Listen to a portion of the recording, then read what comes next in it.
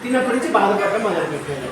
మిగతా ఆ పుత్రుడిని చూసి అయ్యో ఈ పుత్రుడి వల్ల అంటే ఆయన ఏమనుకున్నాడంటే పుత్రుడికి ఏదో అవుతుంది అనుకున్నాడు. ఆయన రివర్స్లో బాధపడ్డాడు.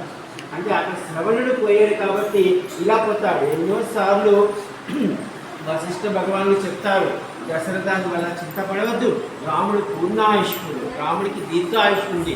అంటే ఈ కథ ఈయన పూర్తిగా అంటే తెలుసు ఆయనకి, కానీ నువ్వు దీని గురించి ఇలా బాధపడదని చెప్తాడు. కానీ అయినప్పటికీ దశరథుడు బాధపడుతుంటాడు. అంటే ఈ రత్నబద్ధుడికి ఈ కనక కుండలికి కూడా పిల్లలు లేరు అనమాట.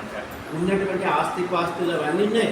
అంటే ఇప్పట్లో కానీ మనకి పెళ్ళిళ్ళు పిల్లల మీద కొంచెం తగ్గింది. ఒక 40-50 ఏళ్ల క్రితం పోయామనుకోండి, ఎవరికైనా పెళ్ళి అయిందంటే ఒక 2 సంవత్సరాలు పిల్లలు లేరనుకోండి, ఏమ్మా ఇంకా అంటారు ఇరుకోరు.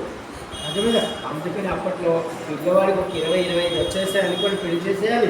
మొన్న వాళ్ళకి 1 సంవత్సరం 2 సంవత్సరాలు అయిపోయిందంటే పెళ్ళి వచ్చారు. ఇప్పుడు అవన్నీ అడిగేవాళ్ళు లేరు, మర్చిపోయే కాలం మారిపోయింది.